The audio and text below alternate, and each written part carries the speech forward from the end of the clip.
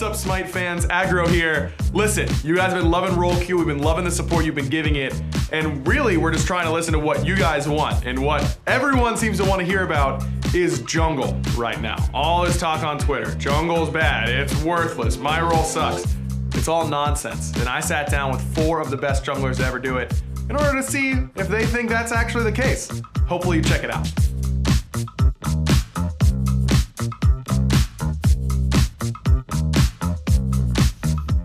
Roll Q is a pretty cool show. Make sure that you're checking it out. In fact, I need you to go against your better instincts and watch a show that Aggro is the lead on, because I promise it is actually very good. It's mostly about the pros anyway. He kind of fades into the background. So now we're going to be moving on to the North American SML. And joining me for that, I've got Graham Handyman Hatfield right here next to me. Graham, I saw you nodding along as I roasted Aggro there. It's because you agreed, right? Because it was accurate. Yeah. That's why. It's not about we stick to the truth like you taught me. It's all about the pros. That's right. We stick to the truth here over in minor league. Yeah, and in that vein of kind of sticking to the truth, let's go through the European minor league standings here real quick first. Flashpoint and Simplicity up there at the very top. We just saw a dominant performance of them. Exordium and Horizon Union struggling a bit, though Horizon Union slightly on the up. I like that team, you know. I don't normally back a dead dog, but this one has got a bit of a chance, you know. He's got a chance of some legs on that Horizon Union team.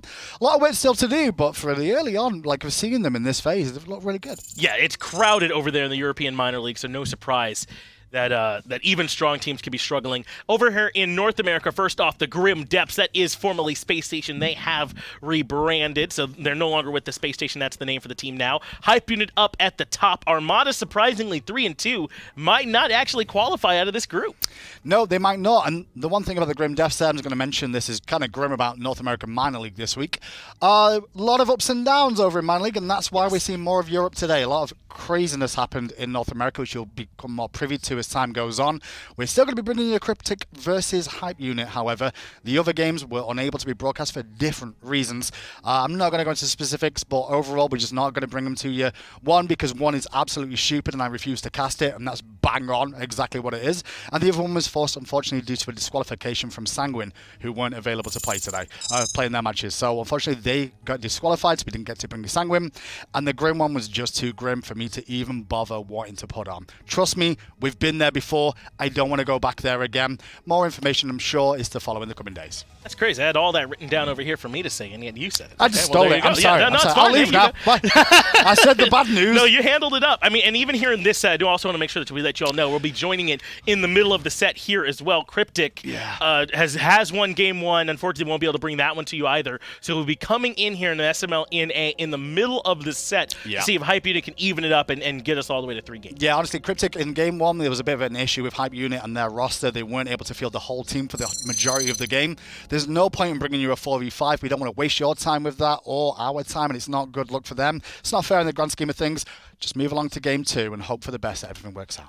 Well, we are going to be moving into the picks and bans for game number 2. As we have already said, this is going to be Cryptic going up against Hype Unit. These are both teams you should be plenty familiar with. Diesel, Sibyl, MandoWarrior, Cope, all on Cryptic. Hype Unit, SBennyQ, Gamma, Sops, molluskk, and RussianPapi. So I expect you all to be very familiar with both these units. And Hype Unit, remember, have been looking really good here lately, too. So they need to be able to regroup and keep this win going. I agree, and I think Cryptic is one of those teams that are kind of on the fence because on paper, their roster is really strong and have looked good through the minor league before. Some of those have pro experience as well. Right. Same can be said for a Hype Unit, to be honest. So 2 evenly matched teams coming into this set. As we know already, though, Cryptic up 1 game. So a very important one for Hype Unit. Exactly. Hype Unit want to try and be able to hold on to that top spot. Remember, it's already a surprise. I think that they're up there anyway, especially over Armada, who's looked so good. I know they've had some changes, but Mask in for Scream is not that bad, right? I mean, Vedium in for Snoopy. We expect that team to still be dominant. But again, we're into these picks and bans, and so far, pretty standard. Maybe a Horus Ola run a little bit different. You expect, I think, to see like a Muzen Cobb maybe in there, Thors get banned away, but these are still pretty standard. Yeah, he kind of slips in now and again because AMC kind of gets played a little bit more mid lane nowadays. Right. Most of the mages see banded towards the dual lane. Olaran great there because he's basically in-hand mage to an extent as well. And the field so impactful in the late game. He's one of the best late game ultimates in the game now. Yeah, Sanctified Field is nuts. I think that when he's in the game, that's the most important cooldown on the map, bar none. Maybe Morgan, Changeling could be slightly more valuable because it could also be Sanctified Field, but for the most part, Oloran. As Chernobog, first picked by Cryptic, Chernobog's value has skyrocketed lately, hasn't it? Yeah. It's crazy to me. And Ryan, I know, is singing the praises of Chernobog, but I mean, for the most part, most hunters do hunter things. I guess this guy just flies across the map, and they like that. You can fly across the map with an ultimate that will also give you your cooldowns back. Yes. That's a bigger thing. So, like, you get under pressure, use all your cooldowns to try and escape, deal damage, and then ult away and get them all again.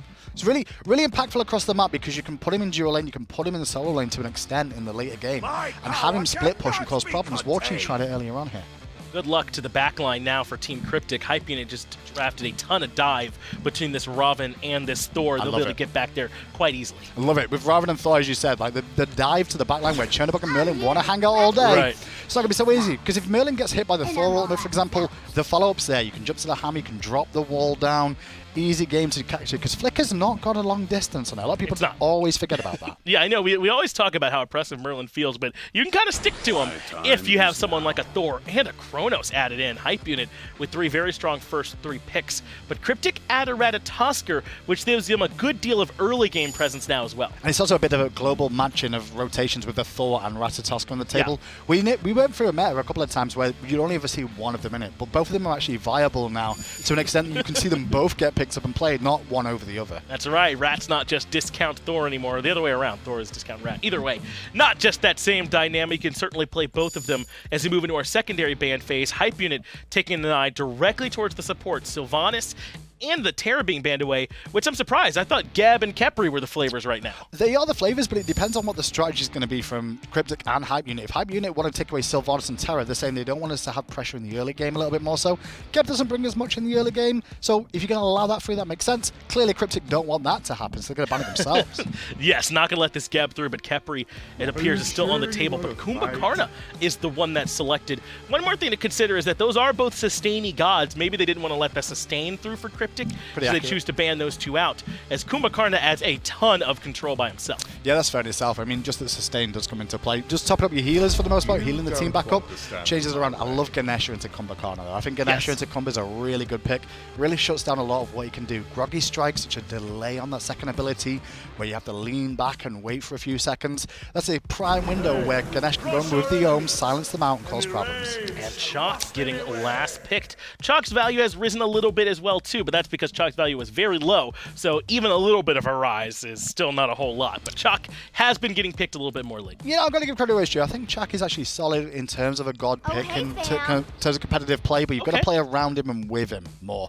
In your solo queues, you may see him dominate, but in competitive play, a lot of people just know how to deal with Chaac and play around the fact that, well, for the most part, he's ability focused. He doesn't really weave those basics in as much as you'd like him to in the team fights. So it really just becomes an ult bot that's going to cause problems with slows. A Jingwei came there at the very end, so I'm very curious if that's going to be going to the long lane, or is it the Chronos over there? We'll have a chance to find out. Let's get into this game 2. Thank you, Finch and Hindu, Aggro, and Anatoly here on the cast for what is game 2 between Cryptic and Hype Unit. If you're just joining us, Finch and Hindu gave us the explanation a little bit earlier on. Unfortunately, in game 1, Hype Unit had a DC and could only play 4v5. We decided it is not in the best interest to show that, as you don't want to watch 4v5, we don't want to watch 4v5. I want to watch some good 5-on-5 Smite, and particularly Anatoly, I want to watch Hype Unit play some good 5-on-5 Smite, because this team has been red hot so far this phase. They have been. Before this set, they were 10-0. It took some outside forces to be able to deliver the very first loss, unfortunately, to Hype Unit, giving some life to Cryptic that definitely needed in phase 2, going 1-4 thus far, only beating out Exilium. Not the bestest of starts for Cryptic if they're trying to qualify towards that high-res Expo qualifiers. Yeah, I mean, we've seen flashes of good play from Cryptic throughout last phase and this phase, I would say. As molluskk going to get stunned out. Sibyl's close enough, and that will force purification beats. molluskk A-OK after the fact. Great mechanics and body blocks from JinguBang there. After the stun, repositions himself to body block. A-OK, maybe not the case so much for MandoWarrior. Gamma hops on over and secures first blood for sBennyQ. I liked Cryptic banning away the Ola run for sBennyQ. It's been his best god so far this phase, but can still make it work. As now sops stunned out. He loses the purification beads. Diesel might not be able to finish the kill, but again, the mid jungle loses beads for Hype Unit It's a good start for Cryptik in the mid lane, but not quite as good for them on the left-hand side. Definitely not. They need to be able to get something from this mid pressure. Trying to go for the left side mid camps, but they're about to get collapsed on. Here comes sBennyQ. Gamma already found the Mez. Diesel in a lot of trouble, surrounded, and Gamma's going to find one. Now the next, it's going to be Sibyl to go down 3 to start us off here for Hype Unit. And this is what you want to see. They take an unfortunate loss in the first game of this series because of some outside issues, and they come in swinging here in game 2. sBennyQ already 2-0-1. I love this start from Hype Unit. They take their advantage and they stretch it to a lane that has been suffering. Even if it is only 2 minutes into the game, there's very small windows of opportunity in SMITE, and this is when you can really start flexing on them when you rotate over to a highly contested objective, these neutral camps that we always mention between the mid camps, the oracles, even the Totem of Ku is an important thing to control, and the more you control it, the better you can lead your team towards the mid game. Hype Unit managed to still secure it because Cryptik were about to go for it first. And with this win streak that Hype Unit has been on, with the way that they've played so far this year, I think a lot of credit here in the second phase goes to sBennyQ, because this is a guy who's been around the minor league for a long time, has been on a lot of really good teams. Last year's Armada that made some noise right before the World Championships. But it's always been, yeah, sBennyQ makes these really good plays, but when is the other shoe going to drop? And he's played great so far this phase. I think, you know, if we're going to criticize him when he has those rough stretches, he deserves the praise when he's playing well. I agree. His mechanics are definitely highly up there, and not only that, he's a little bit creative with some of his builds. I think that's why there's some scratches of the forehead whenever we do see sBennyQ go off the wall there, but looking for a little bit of pressure onto Sibyl. Sops going to fall, though. It's JinguBang with the gank coming from behind in the mid lane. molluskk puts a little bit of damage out back onto JinguBang, but not enough to bring him down. So Cryptik on the board. Sops ends up falling.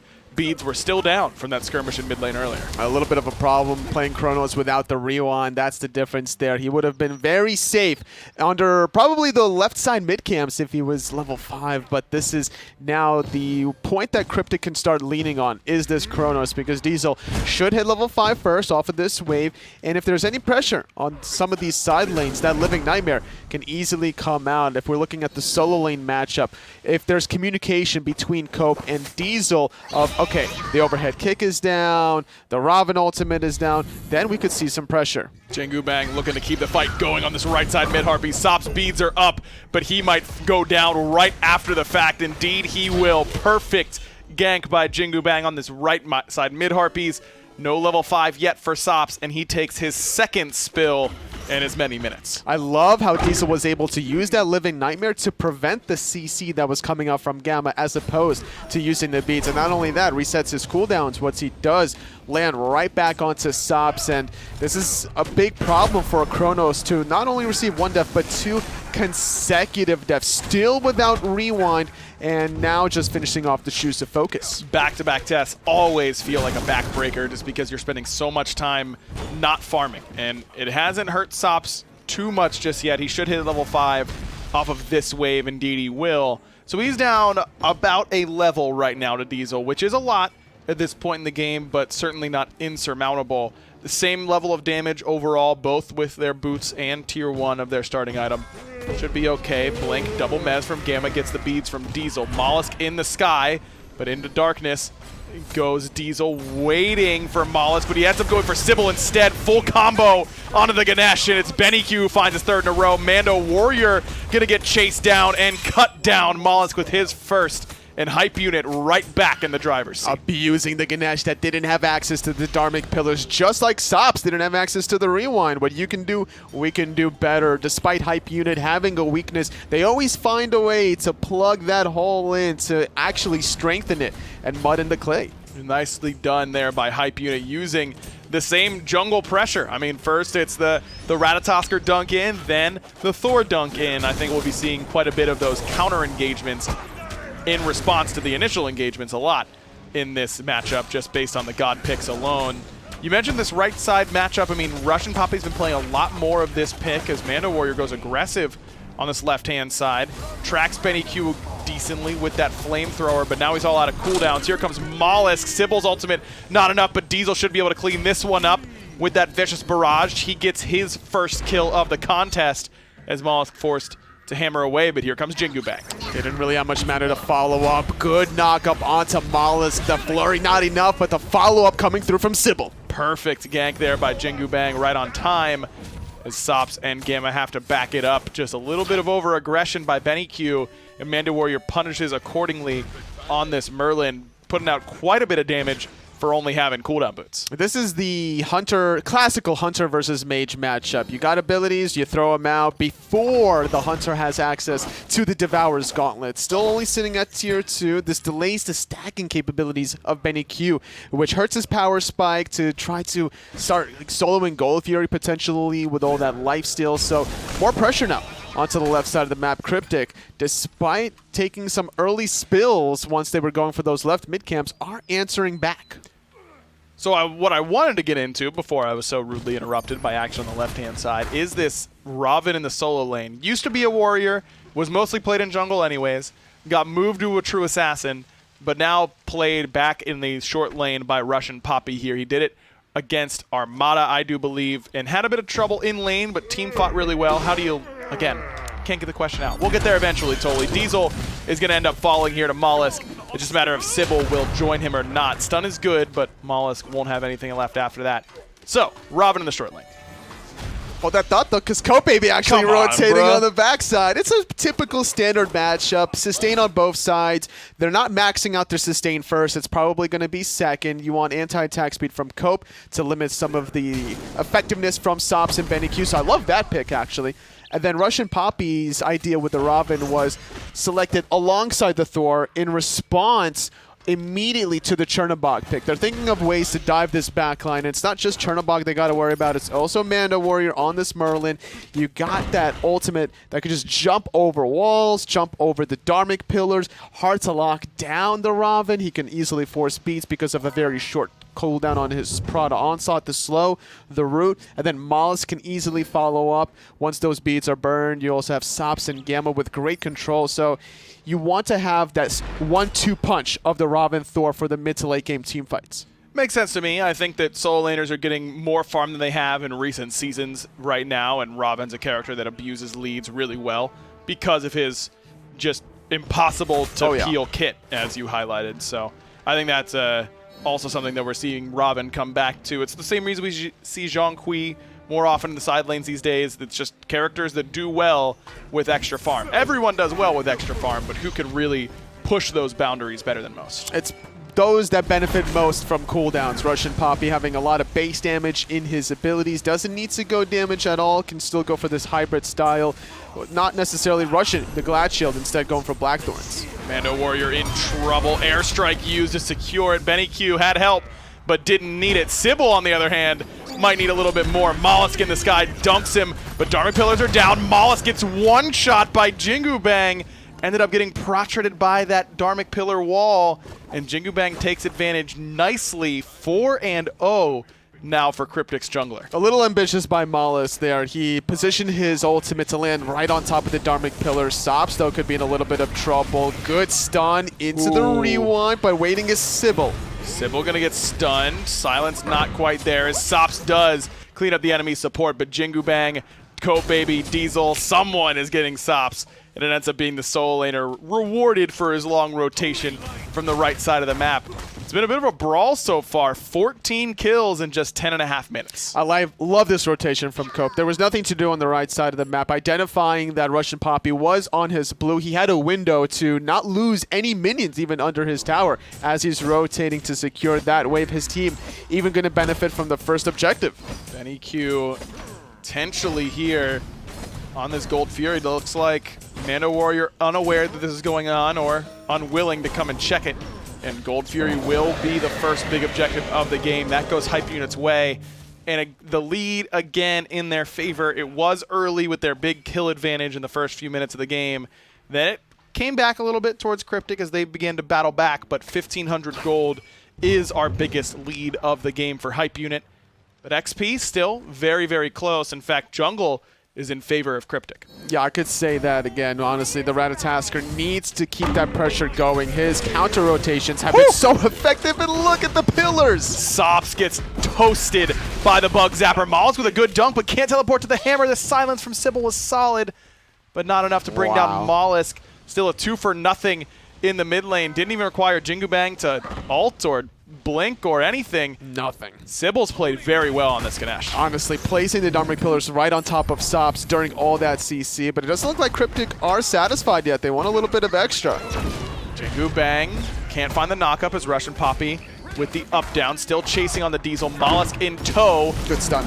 But Hammer Toss gonna get it done, but RussianPapi will end up falling in return. 1-for-1 in that exchange, but it's a level 11 mid laner for level 13 Ravana. I feel like Cryptic probably not too upset there. Definitely not too upset, but at the same time, I think Hype Unit are happy knowing that Sops has an opportunity to catch up in that farm. With his 2-level deficit, this is important for Chronos to not fall too far behind. And now that he has the Pythagorum's piece for that 200 health, the lifesteal, the 10% cooldown reduction, he should have more tools at his disposal to not only do the damage from his frontliners, but more importantly to survive the aggression from Cryptic. Because 4 deaths this early on from any god, let alone your mid laner, is dice.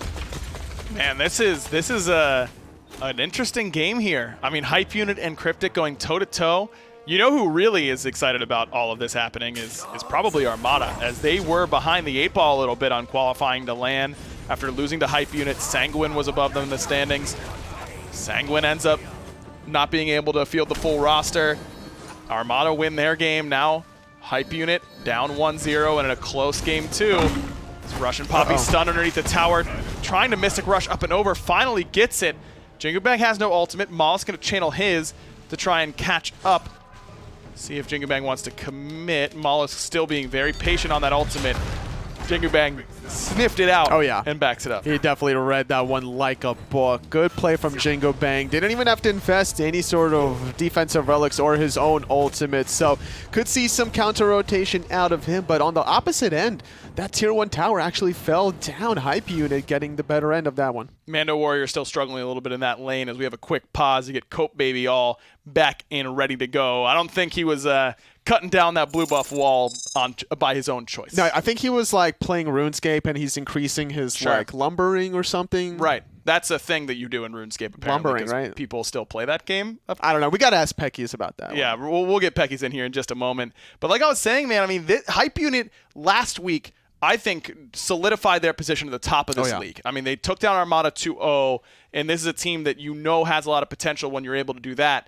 But then today, I mean, the Game 1 circumstances aside, this Cryptic team going toe-to-toe with them is impressive by Cryptic standards, I think, with the way that they've played so far this phase. Definitely has been an impressive performance from Hype with their 5-0 record. I think there's only 12 total weeks of competition. So after this one, there's essentially 6 more weeks for them to go. And unless they literally lose every single set from here on out, they're in a very comfortable spot of at least qualifying to the high-res qualifiers. That's what they're shooting for here in the minor league for sure. Cope seems to have wrestled control back of his character and of this lane as RussianPapi had pushed him out a little bit early on. I think people assume Chaac is a big lane bully, and he does become that, but his pre-level 5 isn't super scary. I mean, you just have to get points in that Lightning Axe to be able to clear the wave very, very efficiently. It's not like other characters like King Arthur that have a lot of buttons to press to clear the wave safely and juggle in and out. Well, the thing is, the way he's able to trade with a lot of other characters is misleading because of his torrent ability. He hits a god, and he can also hit minions to stack up those protections. Right. And at max rank, if you level that up first, it's 20 protections at max rank. I think it's up to 5 or 6 stacks total, as that's a very good ability to get all the protections for the second one there. Yeah, 20 protections going through for 5 seconds. That's 100 protections you're essentially getting at level 9 if you max it out. With 300 base damage, it's actually worth it, but it's a little bit of a less or a longer cooldown than your axe, so that's the only trade-off. Sure. Yeah, that is that's an interesting one to think about, you know, is it worth me maxing this and being a little bit more susceptible. JinguBang very susceptible to damage after expending the dash, try and get on top of Sops. That'll cost him through the Cosmos ultimate. And that one has been critical so far, especially with this Oni Fury about to spawn. 5-0-3 Ratatoskr without an ultimate, and no blink either for JinguBang, which is a bit interesting to me. Means that Cryptic might not be quite as strong on this fight as they would like to be. Surprised not to see the blink also, because most junglers want to be able to dive that backline. Maybe they're going to allow Cope to do that diving with the blink Chaac instead. MandoWarrior has to beat. He's already used the flicker, but molluskk still going to go for him on that left-hand side. That'll cost him the Aegis. MandoWarrior does get a little bit of health back, courtesy of that ethereal staff proc, as RussianPapi going to join the fray all the way from this right-hand side. He's taking quite a bit of damage. Oh, yeah, he Overhead is. kick already expended. A little bit of damage coming from Eclipse as Gamma tosses MandoWarrior and Diesel out of the engagement. RussianPapi now slowed by those Dharmic Pillars. Sops has to use the rewind, but it's all over the place, Tole. I mean, a lot of low health bars, but no one dead or nearly dead. The damage too spread out from Cryptic. Trading 2 ultimates for 4 as Cope is going to stun Cope, preventing the chase onto RussianPapi, able to avoid that Acorn Blast stun. Hype unit couldn't make anything happen off of JinguBang's through the Cosmos being expended other than getting some defensive relics there. MandoWarrior very vulnerable without his. MandoWarrior is going to use the whole kit to damage the Oni Fury, but it's only down to half. Here comes molluskk. Diesel already has to dash away. Good shell as RussianPapi goes up and over the top, but he can't quite find it yet. Peel is solid. Finally, the 10-handed Shadow Fist gets it, but it may have cost RussianPapi his own existence. Indeed it will. MandoWarrior gets him, but molluskk, that's the dive you were talking about, is able to make it happen as sBennyQ handles Copebby on the top side. JinguBang has already used that ultimate once again, and he's going to have to get on the run. A 2 for 3 in favor of Hype Unit. sBennyQ absolutely melted Copebby. Not too much protections physical-wise coming out of Cope as he finishes off the Ankylite after the Gladiator Shield. This level 16 Jingwei truly punishing out the Chaac. Hype Unit gets another Fury. That's their second. This one an Oni, and this is where you can maybe get a little bit of value out of those Oni waves, but overall Hype Unit wins that fight exclusively because that backline dive that they drafted number 1 and number 2 with Thor and Ravana. That Mystic Rush from RussianPapi doing so much damage. It's absolutely absurd coming out of this level 17 Ravana. Not much Team Cryptic can do about it once all their ultimates were expended. Sibyl without the Dharmic Pillars, as even RussianPapi was confident enough to still fight under MandoWarrior's flames, knowing he was about to get the kill. So Hype Unit get the Oni Fury, and this is where I feel like Oni is probably at its weakest. I mean, there's nothing that Hype Unit can really get off the map at this point. It's too early for Fire Giant. Pyromancer isn't even up, so you can't really go for that. Maybe you look for a pick alongside these minions, but Cryptic's able to spread out and deal with these Oni minions easily, and you're getting less gold than you would have with a traditional Gold Fury, so I feel like Hype Unit gets a little bit robbed in that instance. It's still something that you get, right? Like, oh, of course, something's better than nothing, right? Like, even though you get it at 17 minutes, it's only one big Gladiator minion wave. 10 minutes you get 1, 20 minutes you get 2, 30 minutes and onwards, it's 3 big boys coming down the lane. So there's still defense available for Hype Unit. And speaking of defense, they're actually going to do 180 and go on the aggressive. Diesel has the beads, now going to have to use the ultimate. JinguBang comes crashing down to try and peel, but that RussianPapi Ravana is awfully healthy. Gamma tosses Sibyl back up into the sky. Dharmic Pillars down and returns a little bit of damage pretty nicely. Frenzy Pop helps as well, but Hype Unit's still fairly healthy in lane. Not so much for molluskk because he gets cut down by JinguBang. That's 7 in a row for the Ratatoskr as we're evened up at 12 apiece. Sibyl's positioning of those Dharmic Pillars isolates the escape path from molluskk. He couldn't reunite with his team down the middle lane, otherwise he would have to walk through 2 lines of the Dharmic Pillars. So instead he takes the safe option, which wasn't as safe under the jungle. Copebby has the torrent, so he teleports out. Boy, does he take a lot of damage right now from sBennyQ. Rage done and Hidden Dagger 1.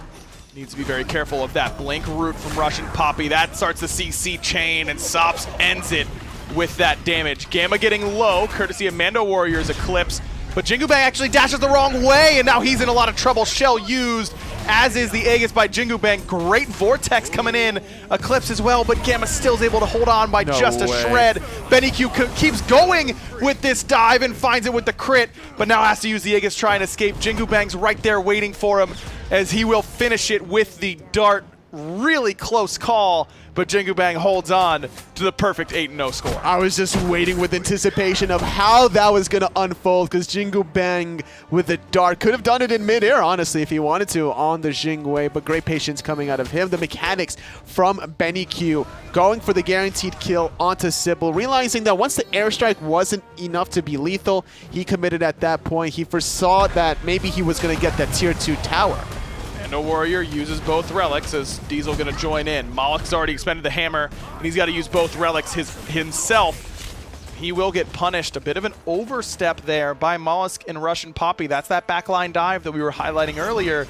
But you need the rest of your team to be keeping the front line occupied during that dive. And that was not available right there, awfully deep in Cryptik's jungle. The way that Hype Unit played that, it made it seem as though they knew MandoWarrior's relics were down, but that wasn't the case. He had them both available to survive that. Enough timing for his teammates to bail him out of that one, as Cryptik now will secure an objective in the 5-on-4. Pyromancer given up without a second thought for Hype Unit. That brings them a little bit closer. Now they go towards the Fire Giant, but this has bought molluskk time on that respawn timer. Sibyl drops the Dharmic Pillars and the Frenzy, and Gamma and RussianPapi are too far away. Cryptik gonna get the Fire Giant, as Hype Unit thought they knew what Cryptik was doing, but they end up turning it around. Gamma gonna blink in, find the Mez on the Cope as he drops the Storm Call. Gamma is the focus for Team Cryptik, and they'll find him even through that Sleepy Time passive. Now gonna try and keep it rolling as JinguBang dashes forward, beats forced onto sops. RussianPapi nowhere to go, no Mystic Rush, but that overhead kick buys him an awful lot of space. Just don't know if it's gonna be enough as JinguBang tanks up this tier 1. Diesel's autos are accurate. molluskk in the sky, but decides to go for the farm instead. Doesn't want to keep that 5-on-3 going. Can this be the end for Cryptik to finally get a win against Hype Unit, or rather any team against Hype Unit? It's looking like it with their first Fire Giant, but they need to get more than just that. Will knock off their first tower, as the tier 2 will be on the next call. Tier 2 goes down without a whole lot of problems. Frenzy's not up for 60, and RussianPapi's up in 25 seconds, so we end up resetting for the moment. Cryptik is in a great spot from here. And as Hype Unit is playing this game, I think that they really need to see and evaluate the success of Sibyl on this Ganesha. That was a very quick Fire Giant that they snuck right under their noses. Even though it was still technically a 4-on-5, you got to be able to at least see if the flames are coming out from that side of the map. So now everyone from Hype Unit is up, but Fury just went down. Cryptik got that. Their lead is small. It's only about 1,000 gold at 23 minutes. That's unimportant. It's really this Fire Giant buff that's going to be the difference maker. And totally, there is a lot of gold left on the map. You've got 2,000 gold basically waiting for you if you're Cryptik in each side lane in the form of these tier 1 and tier 2 towers. Just a matter of where Hype Unit wants to make their defense, and it looks like they're going to try and catch Cryptik sleeping. And they definitely could do it. There's 2 minutes remaining to be able to take value out of this Fire Giant buff, but I don't think that they can get both side camps the way they're positioning themselves. They're actually trying to put up a trap for Hype Unit that's putting up a trap for Cryptik. It's like 2 trains colliding into each other, or 2 boats passing by each other in the night. More like the second one at this rate, because it looks like it's not going to happen. No collision necessary. molluskk gets his back stopped, but he's got plenty of mobility. He's A-okay. Now Cryptik is ready to go on this left side Phoenix. Relic check is looking pretty good for both sides. Both mid laners don't have beads, but not for very long. They'll be up soon. Hype Unit looks like they're posturing to defend on this tier 2 on the left-hand side. So Diesel has to be wary as he used that ultimate to scout out what was happening after that last Fury. Doesn't have it quite yet. There's good poke potential from Hype Unit, but the Thor needs to get in range for the stun. Diving in the back line is going to be RussianPapi. He's going to fight into a 1v4. Copebby's able to zone away the rest, though. molluskk takes to the sky as JinguBang will follow immediately. Sibyl's tanking up this tower as he's already used that ultimate. Both junglers hovering. molluskk finds just the front line. Great CC coming from MandoWarrior, and JinguBang's ultimate gonna do just a little bit more. RussianPapi finds one. sops does cut down Copebby, but they've also lost Gamma. The front line eviscerated. Diesel takes down sops, and molluskk could be next. Great stun. JinguBang's gotta use some relics, but molluskk is gonna get away unless MandoWarrior can close it which he can. 20 kills now on the board for Cryptic, and they are poised to give Hype Unit their first loss of the phase. Let's give a standing ovation for JinguBang because he has a 95% kill participation thus far. 9-0-10 out of 20 kills. Out of this world is this Ratatoskr, and this is going to be the first loss for Hype Unit in Phase 2. Yeah, I thought we said Thor was going to be as good as Rat these days, but JinguBang making it not look that way. An impressive performance from him, and Hype Unit's undefeated streak is no more. 26 minutes flat. Cryptic come up with the Game 2 victory. Almost a perfect game until that very last death for JinguBang. Right. But I think he'll take the dub at the end of the day. Clean performance out of this Ratatoskr. Really finding a way to bounce back into this one. Despite losing Sibyl and his mid laner early on in the game, they really leaned on sops on this Chronos. Yeah, they really did. Sops was really bullied pretty consistently in this one, and Hype Unit, they've done so much around the way that MandoWarrior has played, or excuse me, on the other side, we've seen so much around MandoWarrior in that long lane. His transition over from solo to ADC for Cryptic ends up paying off well. I thought his Merlin was great. There's also two other instances where Cryptic played well. The rotations from Copebby from that solo lane, cleaning up a kill, and then punishing out the aggressive nature of sBennyQ that was camping that tower. We'll have to wait and see what Hype Unit's going to adjust with moving forward, but no more adjustments necessary here. Cryptic give them their first loss of the phase. Let's throw it over to Finch and Hindu to bring it down on the desk. Thanks, Aggro. Thanks, Totally. Is indeed Finch and Hindu here as Cryptic are able to upseat surprisingly here by grabbing this victory. Hindu as my analyst over there. What did you see here that had this happen? In fact, I want to give some credit towards Hype Unit as well. With the whole situation we went down in game 1, I think in a game of 3 that was going to be a really close set overall. That second game, so close between the two. 9-9, 20 minutes in, could have gone either way. That Fire Giant, though, overall just didn't pan out in the way they were hoping for. And in all credit, JinguBang popped off that game. I'm really starting to like this kid. Had a monster performance here on the Ratatoskr in the battles of the Rat and Thor. Rat came out ahead here this time, but I think I agree with you. It really was that Fire Giant fight where things went a little bit awry. They were able to get that pick on Gamma. They made him the priority target on Team Cryptic, and without that Kumbhakarna control, they had a lot more control for themselves around the FG. And I mentioned last time I was on the minor league stuff, I was surprised to see Cope back in the solo lane, not in the not in the jungle anymore, when he showed how good it could be in the minor leagues before, and getting himself almost towards a world championship with it too. JinguBang has stepped up though, and that's what's been important. Yes, I think that he has been able to step up. I do want to give some credit to Hype Unit, though, for the most part. Sure. They were in control in that game until it got towards that late game stage, and they kind of stalled out there a little bit. So clearly, Hype Unit still have it. Maybe on a day when, I mean, it can be a bit frustrating if you have, internet or connection issues and those get in the way. Yeah. If they can get their heads back on their right shoulders, I think Hype Unit are the ones that come out on top. And we've seen that happen to people before in terms of this, and it doesn't really have a real knock-on effect unless it's a consistent problem. These players come back. They'll fight and they'll scrap hard. I think Hype Unit definitely still in the running for that number 1 seed.